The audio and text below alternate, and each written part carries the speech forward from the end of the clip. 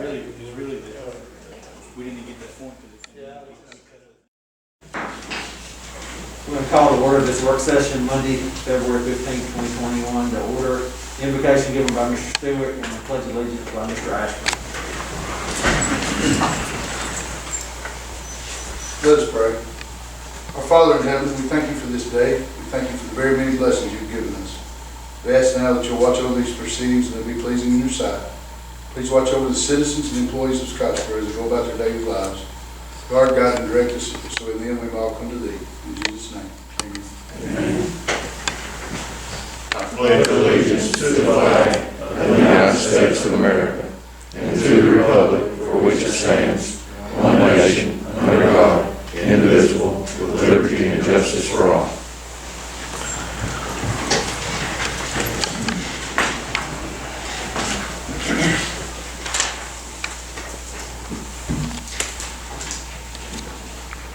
Before we begin, we're going to strike number 4 off the agenda and move it to the March 1st work session. Mr. Leatherwood wasn't able to be here tonight. So the first thing on the work session is discuss the Goose Pond boat launch repair. Mr. Lockmiller, Associate. Hey, so good evening. Appreciate y'all's time tonight. Also want to thank you guys for your continued partnership and all the things we've done to improve Goose Pond the last several years. So as you know, last year we took on the undertaking of expanding the boat ramp from 2 lanes or 2.5 lanes to 8 lanes. You guys partnered with us on a grant, and the project turned out overall extremely well. When we did the project, there was an opportunity to get inside the grant budget. So we took a chance on repurposing some of the existing boat ramp, which saved us more than this is going to end up costing. But we're at a point now where when we did do that, the new boat ramp didn't quite align to the old existing boat ramp, so we've got a little bit of a gap. And we need to close that gap up to be able to close this out with the grant writers. So the repair to fix this is an additional $25,700. That is a bid from Cody Lambert. It is by far the cheapest bid that we've had amongst a couple others that were 3 times as much. Cody is the one that did the initial work. So he's got some skin in the game, and he's actually doing this for a very good price, or at least that's what we feel like. So the ask was to see if we could split that with the council on $25,700 and be able to get this closed out and move on. Anyone have any questions? Mr. Lockmiller? If you haven't seen the boat ramp, the project overall looks excellent. Now the grant, how much was the grant for to do the whole project? $1.2 million. Well, the whole project, the whole thing, everything we put in on the side and everything was, but the grant was about $500,000 grant. We're talking about $25,000 apiece. And this will be settled, everything be fixed. That will close out that portion of it. That portion of it. There is one other lingering issue, but that will be done through the grant writers. That's for the company surety that did not complete their portion to the engineer specs. That's on the floating ground work. But there should be no cost to us or for council. How do they intend to fix it? Is it a patch, or do they just start over? He's going to cut out a huge portion of it, get the underneath aligned, and then re-pour the pad. That ramp used to be 25 foot below the water, and we went another 25 foot, so it's total 50. So from the new part back up to the water line, which normally is about 25 foot, but depending on the fluctuation of the water, right now it's about 15 foot out. So we got to pull all that out. The part that's underwater we'll concrete up on the land, push it in, and then we hope to concrete the dry part so that it marries up and matches up a lot better into that. But the part underwater we'll have to push out kind of like we did before. But it's much smaller. The last one was 4.5 lanes, and this one will only be 2.5 lanes. This does sound like a little bit of a hiccup. And it was a roll of the dice. If it would have lined up perfectly, we look like heroes. Yeah. But that big of a pad, it just didn't quite line up quite right. We want to make sure that it gets fixed the right way. Well, it does sound like Cody gave you a real good price. Yes. Half would only be, so I'm looking at $12,850, what you're asking for us. Yes, sir. Yes. I understand that Mr. Looney, your attorney, has filed with the bonding company on this. No, No, not on this. That's on the floating ramp side. On the floating ramp side, floating dock. the floating dock if you're standing on the boat ramp to your left, the company that came in and did that did not install the pilings deep enough, and that has to be redone. Okay, so you don't anticipate coming to the city to ask for any assistance with No, that? We don't, hopefully it's all covered under that company's surety. And believe that that will not impact closing out the grant? From, the grant is actually for you guys. And it's my understanding from the mayor that the only thing that they had questioned about was closing the boat ramp gap. Okay, thank you. Mayor, while you mentioned you about that, Dan, is this grant holding us off on getting any future grants? Yes, until this one is closed, we cannot get it under RTP grant, and the closing date for those is March 1st, so we are going to be unable to get them this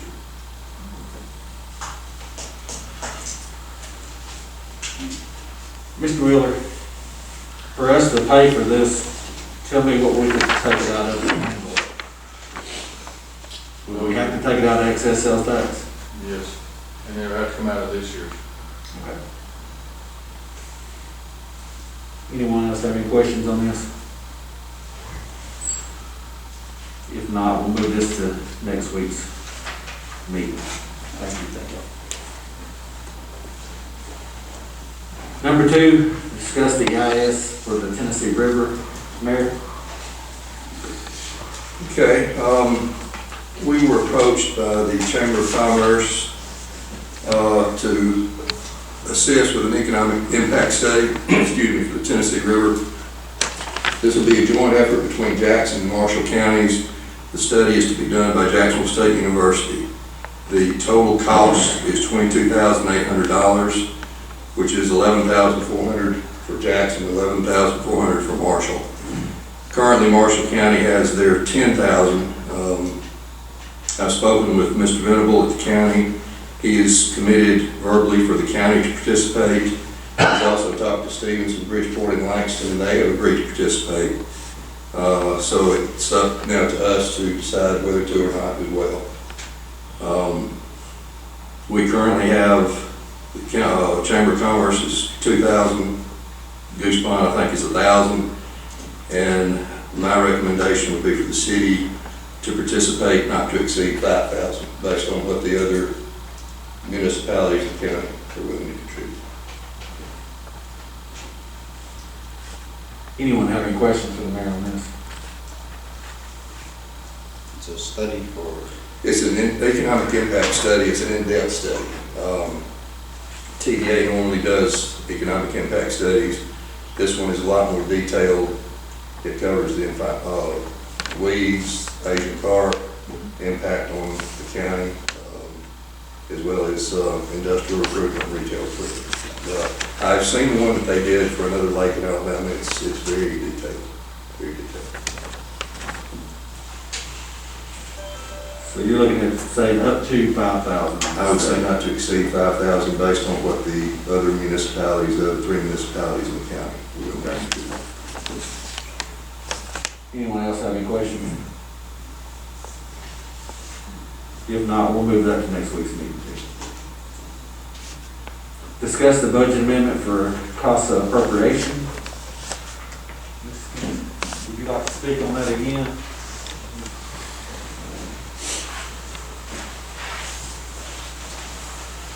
Thank you for coming back.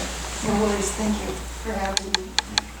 It's just that we were told back in August that, we were part of the budget and we were redlined.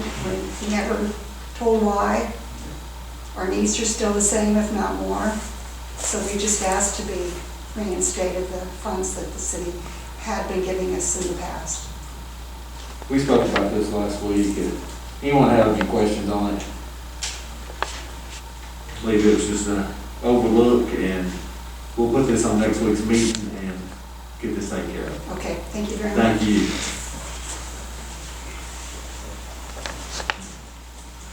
The amount was $3,000. Correct. Okay. All right, we're gonna skip forward, move to number 5, discuss the equipment for the street department. Mr. Moore.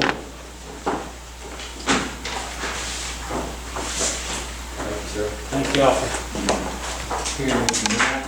I've got 3 separate items I want to talk to you about. First one, I'd like to purchase 2 snow plows for our trucks.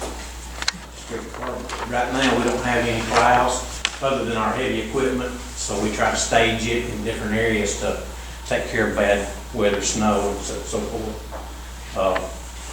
We've got a couple of vehicles picked out. One of them, the price for an 8-foot plow is $8,200. The other truck will hold a 9-foot plow for $8,600, totaling $16,800 for both of them.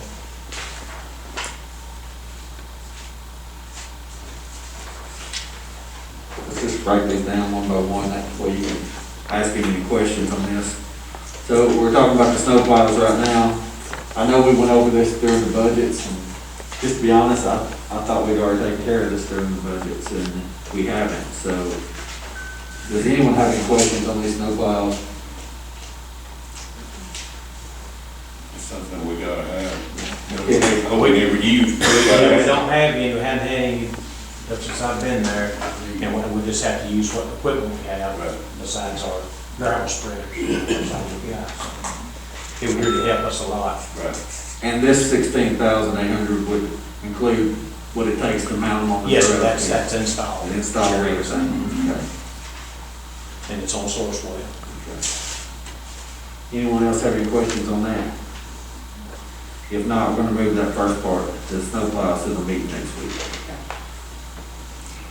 The next item is I'm needing a truck. I've got 2 trucks that are completely down. Well, one of them is still running, but it's in very bad shape. The other one, Mike told me the other day that the motor's lost compression, so the truck is probably not worth putting a motor in. So I've been watching the gut deal site from Montgomery, and I found a nice 2016 Ford. It's a F350 crew cab, flatbed, it's 4-wheel drive. It's got 90,985 miles on it. But we can purchase it for $26,535. Now, is this truck on Sourcewell also? No, it's through the state, it'll be Oh, a surplus state bid. truck. I actually went to, or talked to Lee Smith to get a price on a new truck, but they're not doing the 22 pricing right now. It's changing from 21 to 22. He's supposed to call me back, but I don't know when that will be. So they closed out their 21 models. But I've looked at this truck personally. It's a really nice, clean truck. It don't look like it's been abused. And a lot of times you can find some good stuff with the DOT. But this is about the best one I found the other day. I know in the past, we've had some bad luck with some used vehicles, but buying a new F-350 would be pretty high. It would, yes. And Yes. so, Yes. What kind of engine's in it? This has got a gas, a V8.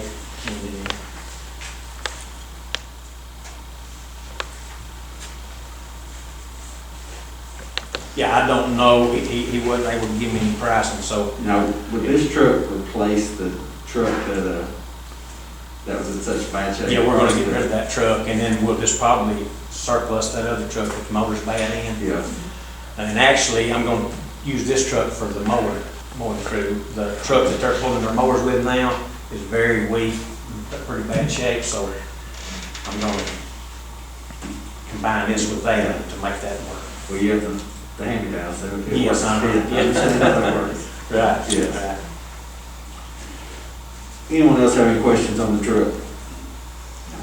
All right, we'll move, yeah. We'll move that to next week's meeting also. Okay. The last item is some lawnmowers. Y'all have leased us some tractors for the highway and bought us 2 new bush hogs, which is wonderful. This It's been so good. But the zero-turn mowers that we use are in very, very poor shape. And I'd like to have 4, and I've got the price, and I'll give y'all a copy. You can purchase them, you see the purchase price there is $13,543.27. And they have a lease option. It's what I'm very interested in. The lease is for 24 months. We can turn those back in at the end of the 2 years and start out with new ones again, which is where we'd love to be because we've had such a hard time with these older mowers. A lot of times they can't run them all because part of them's in the shop. And it makes it very difficult on the ones that are running for those guys to try to keep everything maintained. But I'll answer any questions you got, if you got any on it. Anyone have any questions? How much is the lease? It's for $453.61 monthly, Each one? each one, yes, yes. And you getting 2? 4. 4? Actually, the old mowers that I've got, I give Stacy 2 mowers. He was telling me how bad he needed some at the Baylor and the landfill, so I gave him a 1 zero-turn and one of the tractor type mowers. We didn't use it a lot, so I let him have it too. So that cut down on what inventory I did have. Y'all bought us a bad boy in 2019. It won't stay on the slopes. None of the guys want to use it because it's dangerous. I know when you're riding down the road and see these guys out there mowing, it don't look too bad, but when you're on that seat, it's steep on those slopes and it's dangerous. And nobody wants to run it. Of course, they will on flat ground, it does fine, but on those slopes, it's dangerous piece of equipment. And I also expect, I don't know if y'all seen them or not, they're called twills. It's a plastic wheel with a Michelin tire wrapped around it that they use on these John Deeres. And I talked with Jeff today, and he had talked about how good they are on slopes and steep banks. I also talked with Andre Wright. He's got one himself, and he really likes it. It does a good job for him. I'd really appreciate anything you could do. I kind of like the lease deal. As much as those mowers are used in 2 years, some of them are about wore out. They are, yes, sir. And, that'd take away any maintenance and all on it. Well, knuckle booms, garbage trucks, and mowers. Yeah. It's like the 3 things that just wear out in no time. Right. Yes. And so, Mr. President, one question I have, Wayne, you got term in months 24 and annual hours 600, so that's going to be 1,200 hours in those 24 months, is that? We won't need that many hours. Okay. We run anywhere from 3 to 500. Okay. And see, a lot of times that depends on if you got a mower down and these guys are having to use it extra hard. So as long as they give us so many hours, we'll be fine on that. Sure. now, if we were to go with the lease, will they replace if you have one that's down? Yes, that's one of the things that I liked about them. If we've got a mower that's gonna be down 24 hours or longer, they give us one to keep working with. Okay. And we've never had that luxury. That's a very good thing about the lease. Mr. Wheeler, can you chime in on if we were to go with the lease, as far as budget-wise, what are we looking at, or are we gonna be able to afford it? According to how much money we get in as income. Yes, sir. Well, I'm not privy to that, that's why I needed you.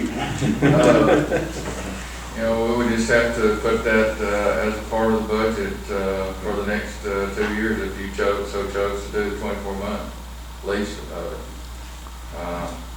I know that probably Wayne, he doesn't need them right now, so you're going to have a couple of months here that you won't have to lease them, and you would only have maybe 6 months in this year's lease or this year's budget, and then that just includes in next year's budget. It'd be about $21,600 a year for For a full year. mowers. Okay. Anybody else have any questions? If not, I'd like to put this on next week's meeting also. Okay. Thank y'all. Thank you. Appreciate it. Thanks a lot.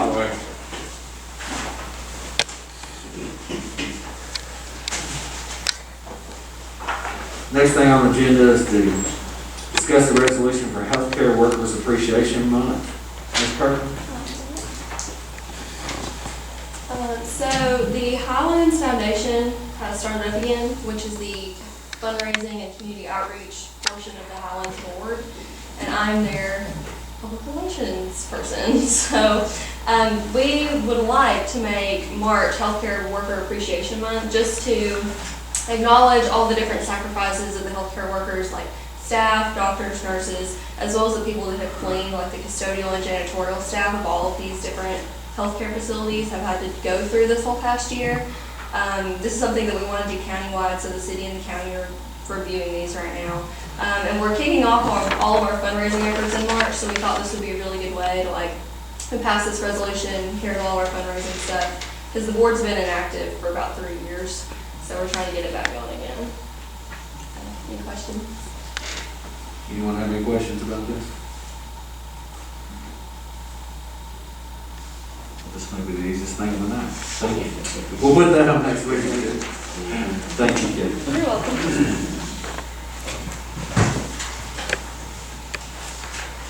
Next, discuss the KPS invoice number 10 for the Heritage Center project. Mr. Owens?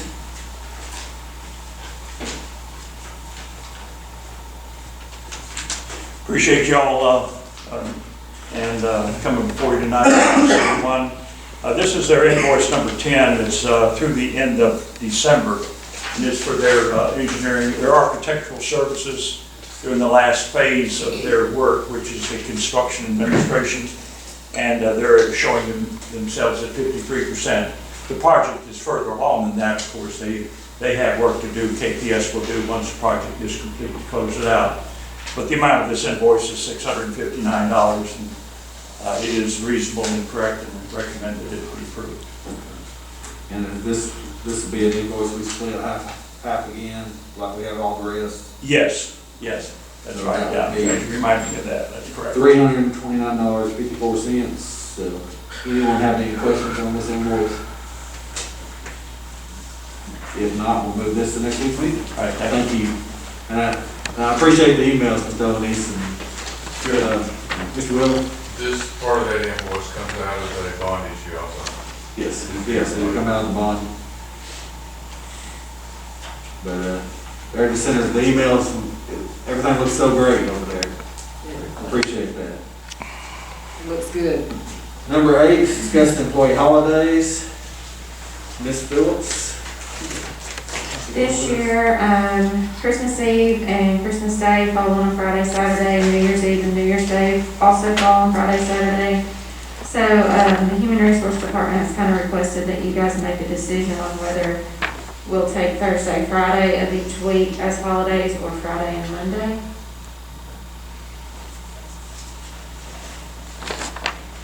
Anyone have any questions or ask anything about this, Ms. Phillips or myself?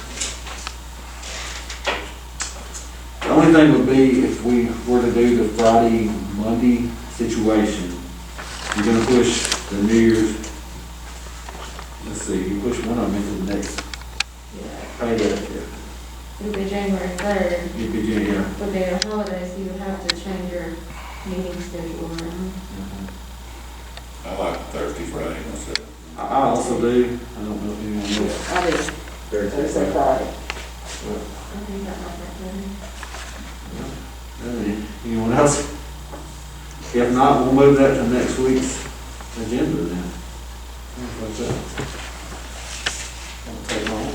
All right, number 9, announce the library board vacancy. Ms. Phillips. Sue Moore's term on the library board has expired. This is a 4-year term. Anyone interested should apply in writing to the city clerk's office by 4:30 p.m. on Monday, March 1st, 2021. Thank you. Number 10 is announce the tree commission vacancies. Ms. Phillips. Tom Gallagher, Alan Stein, and Jason Shelton's terms on the tree commission expire February 2021. These are 3-year terms. Anyone interested should apply in writing to the city clerk's office by 4:30 p.m. on Monday, February 22nd, 2021.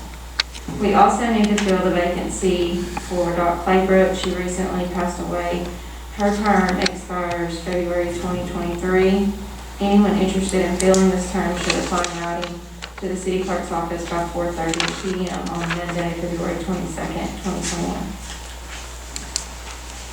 And with those being before the next meeting, I guess we'll make that announcement after the next meeting.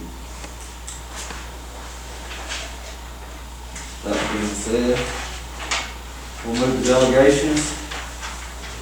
Mr. Moore?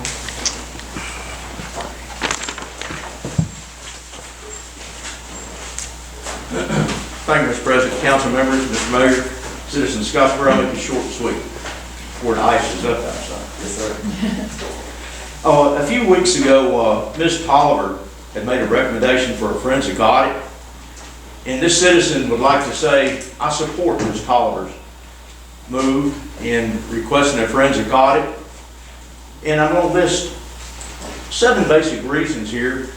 I have no problems going into specifics on these reasons. There are specific issues. I will not discuss them in public, though. I'd be happy to discuss them with any council member or the mayor. One is a financial accountability. Like I said, these are 7 specific reasons. 2, property accountability. 3, conflicts of interest, internal and external. 4, sexual discrimination. 5, questionable dispersals of public funds. 6, pending retirement of the financial director. Mr. Wheeler, as I understand, will be retiring about within the next year. And also violation of civil rights. Like I said, I'd be happy to discuss this with any of y'all. I will not discuss it in public. But that's what I'd like to recommend. I can appreciate Ms. Tolliver's view on this.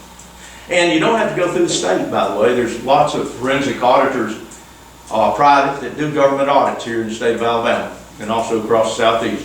Any questions, Your Honor? My only question is about Mr. Wheeler. I didn't know that. I didn't know it either. All right. And, thank you. I just wanted to make sure. As I understand, you'll be retiring in about a year, right? 2022? That's not my plans right now. Okay. That was something I've been informed of. So, I don't mention anything to this council without a reason. Anyone else have any questions, Mr. Morgan? Thank you, Mr. Mayor. Thank you. Thank you. Mayor? We just got a couple of things. One, to make everybody aware, the council and everyone, that Friday, February the 19th, Hayes Street will be closed at the Broad Street exit or intersection. The Food Bank of North Alabama, Nourish One Child, and the First United Methodist Church are having a drive-through mobile food pantry. And it'll be from 10 a.m. to 2 p.m. I've spoken with Chief Latimer, and he's going to have officers there, and they've also got, I think, a couple of off-duty officers that they've contracted with. We're also letting them use some cones. Wayne's got it set up so they can use some cones for traffic. They'll be going through Hayes Street, through the parking lot, and exiting on Broad Street. But the Hayes Street intersection will be closed. Other than that, I'd just like to encourage everybody to be very careful tonight. Hopefully it's not going to be as bad as it has been west of us for the rest of the evening. But it is going to be very cold overnight, so please watch out for ice tonight and tomorrow. And please stay safe. Thank you. Mr. Stewart, we don't have anything tonight, but I appreciate all y'all coming tonight. It's good to see you all here, and please be safe and well. Mr. Darcy? Just remind everyone to stay very cautious with the COVID-19 still out there. We're seeing a line at the end of the tunnel. It's getting less and less, but people are getting hospitalized every day still. So be careful about that. That's all I have. Ms. Tolliver? I don't have anything tonight. I'm just blessed to be here and blessed to be part of our great city. Thank you. Mr. Dahl? I don't have anything. Thank you. I also don't have anything, just a reminder, we'll have a meeting next week. And this concludes our work session. We're adjourned.